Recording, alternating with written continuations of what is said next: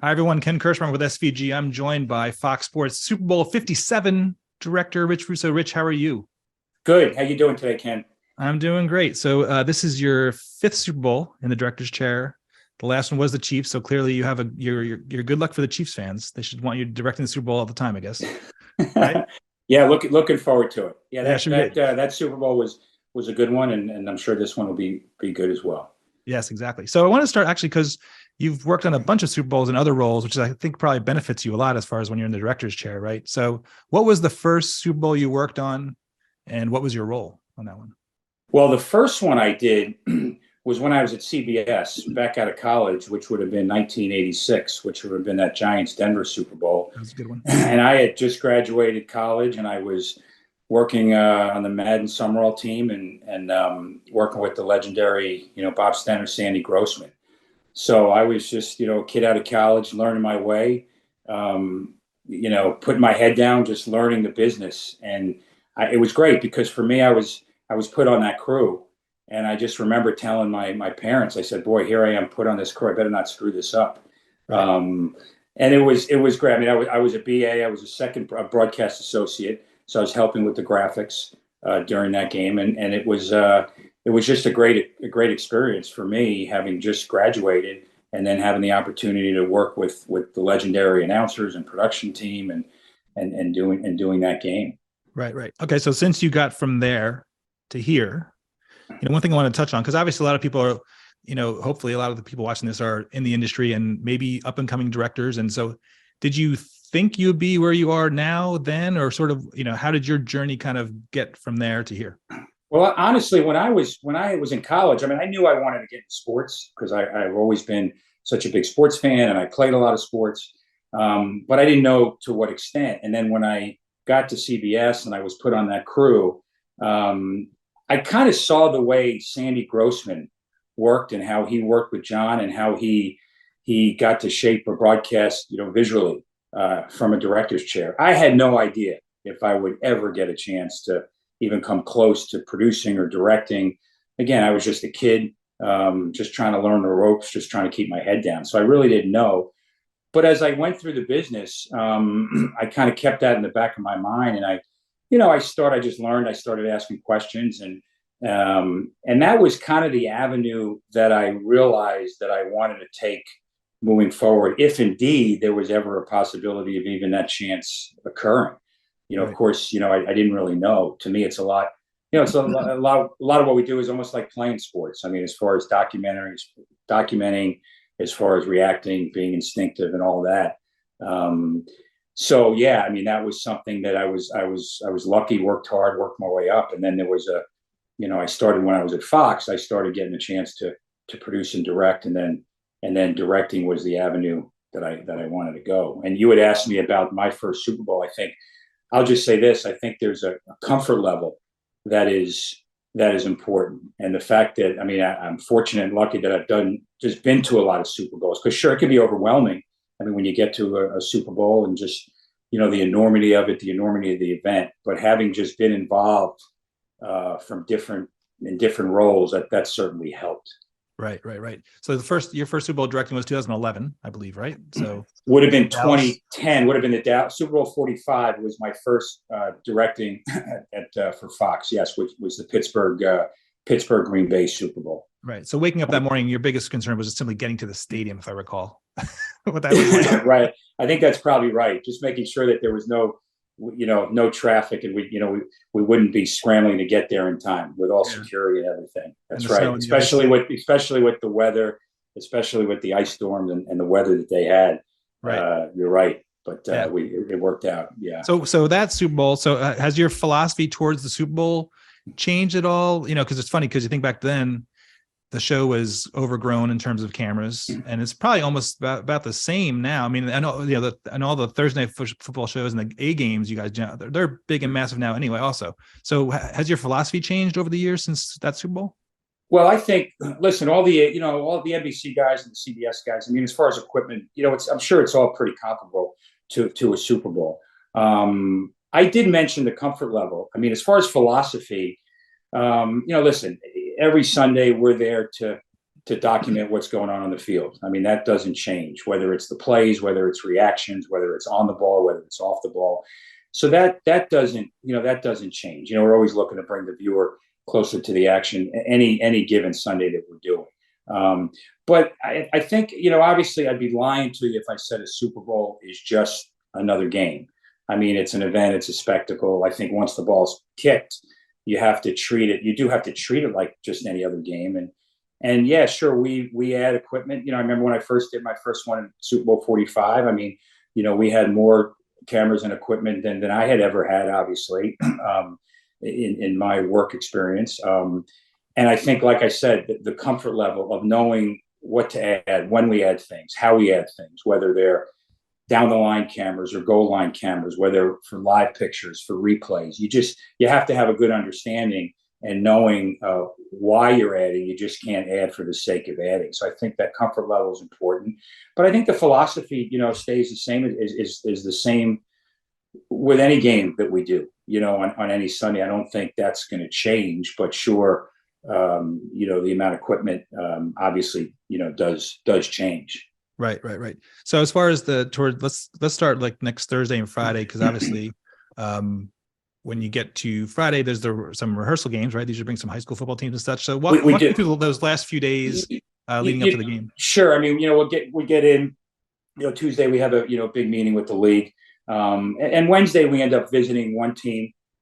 We go to practice. We talk to, we'll talk to players. Thursday will be the other team. We'll go to practice, talk to players. We'll always stop by, or we'll come by our truck, in the mornings just to see, what needs to, anything that needs to be done, any last minute things that need to be done, whether it's through the monitor wall changes. Again, it goes back to that comfort level. Friday we bring in a high school team. So Friday's usually a big rehearsal day, and I just got off the phone with some people from the league just going through that schedule. And we'll rehearse the high school team. They'll probably come in around, 11:30, and basically we'll rehearse, the anthem, and the singers will, Chris Stapleton will be there for the anthem, America the Beautiful, Lift Every Voice, player introductions. We'll go through all those with the teams. We'll also run through plays for an hour.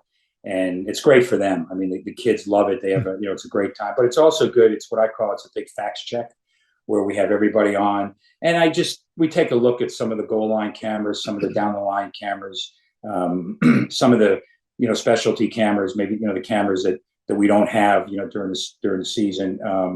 And we just kind of take an extra look at that. But that's all. They'll run some plays. And again, they'll run some 2 receivers sets, 3 receivers, 4 receivers. Again, things that we've obviously seen throughout. But it's just, kind of keeping the camera plan and the isolation plan and just working through that. So it's a big kind of facts check, and it's a fun thing for the kids. But yeah, that's a whole, the Walter Payton Man of the Year. I mean, we run through the entire 6 to 6:30 activities that are going on that we cover. And then we run through the plays with them as well. So it's, they'll get out of there about 5:30 or so when we're done. Right. Yeah. So as far as obviously there's, what's been fascinating over especially the last 3 years, the use of replay, the use of the Zoom. I mean, all the networks have been, it's amazing the number of times in these games that there are like really crucial replays and shots and slow-mos. And what's your sense as far as having all the right shots, I guess, for this game? And what are you have the 8K and the 4K. So do you feel comfortable that you have all the angles covered in this game?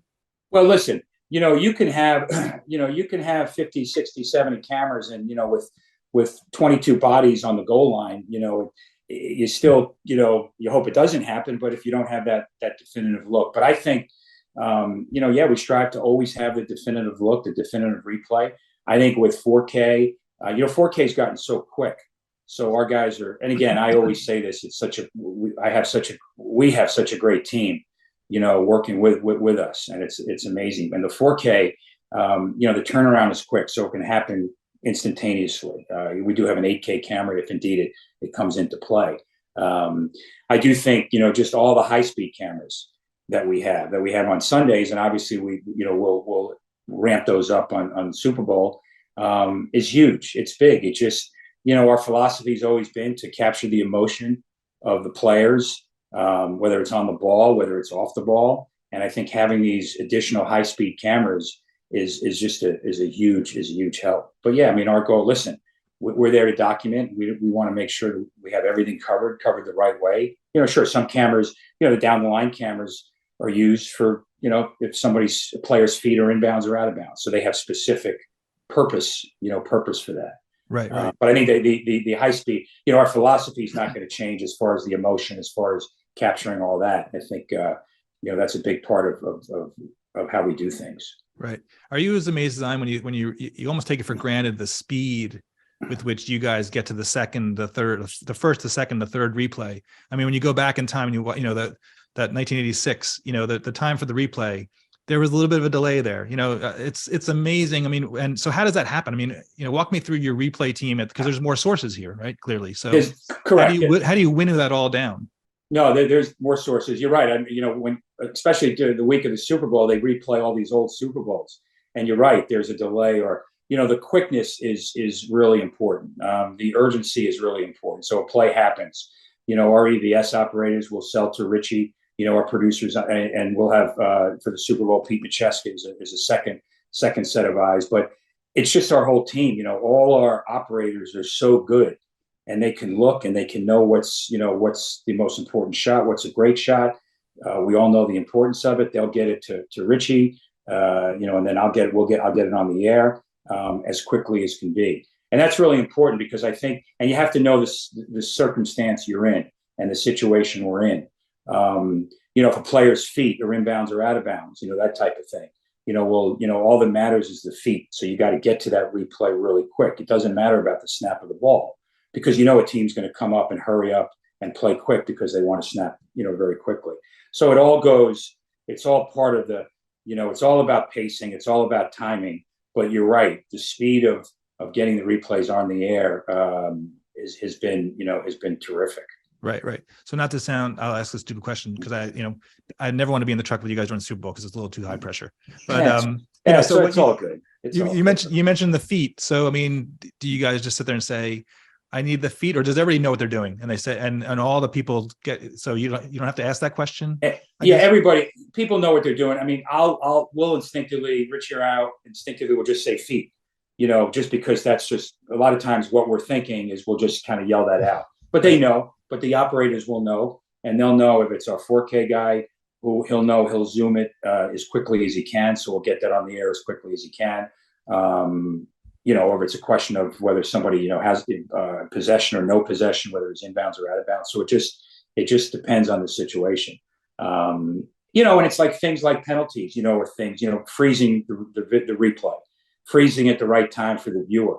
Because sometimes if you get a hold, which maybe is off the ball, and maybe as you go to the replay, maybe you're not sure, it's a little harder for the viewer to see. Okay, sure, in this, Greg can circle with the telestrator. But a lot of times you just kind of want to freeze it to let it sit for a second. So it takes the viewer's eye towards that. And same thing with the feet.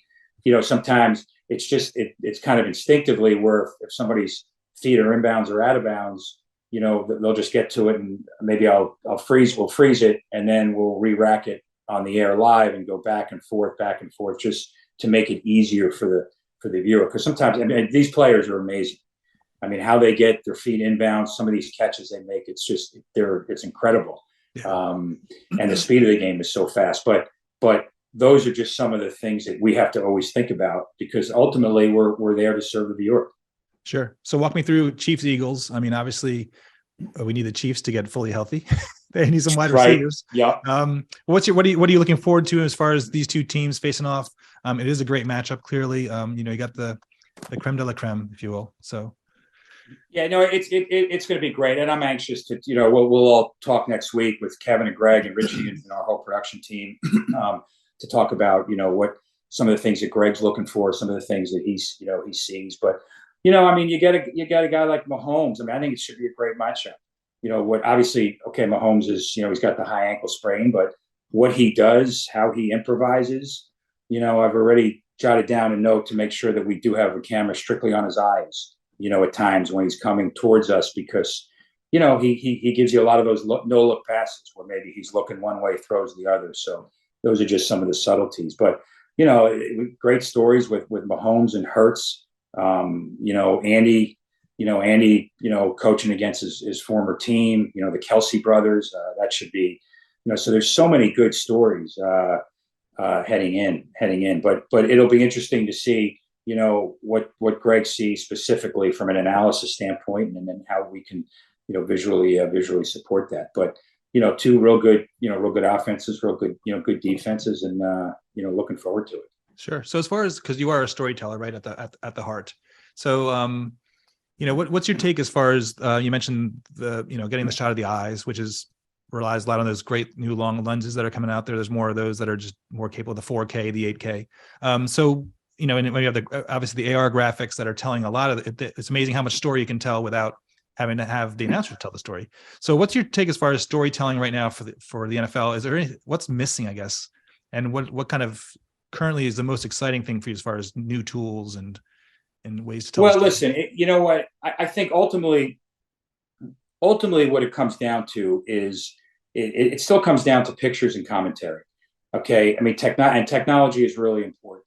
But it's staying up with the technology. So, listen, at some point, would it be great between us? Would there be a chip on the ball? We've talked about that, at some point. I don't know if that'll ever happen because, as I mentioned, we talked about bodies, having 21 bodies in a 22 bodies in a goal line situation, that type of thing where, maybe a chip on the ball would help. And that's just, and the league is great because they're always, looking to enhance how we can enhance, all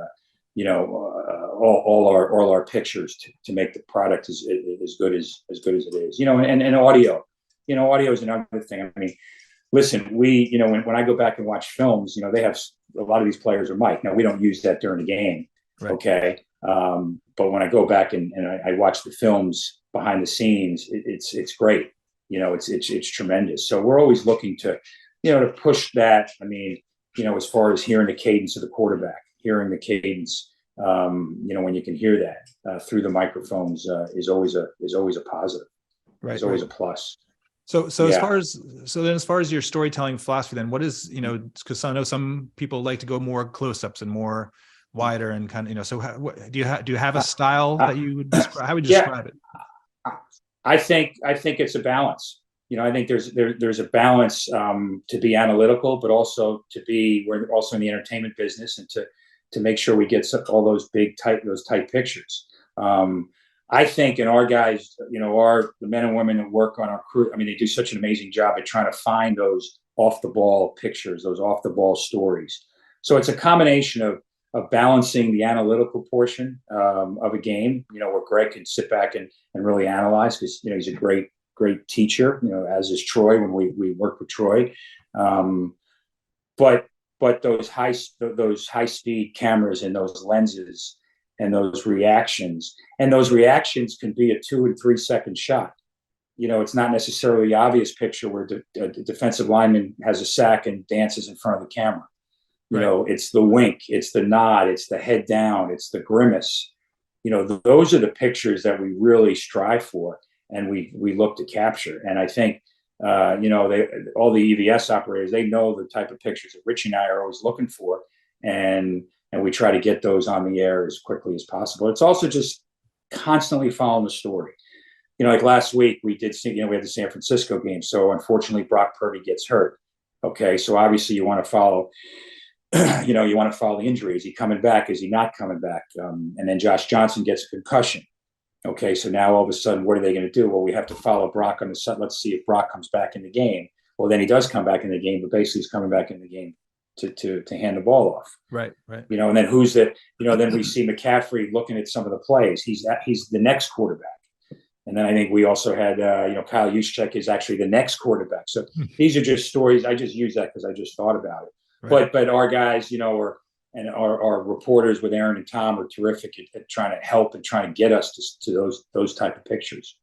Right. So not to get morose, but obviously we have the Hamlin situation, which I'm sure, you go back to the World Cup, also the Euros last year, right, in Denmark. But did you, when you're watching something like that, I mean, it seems like they did a great job of handling that properly.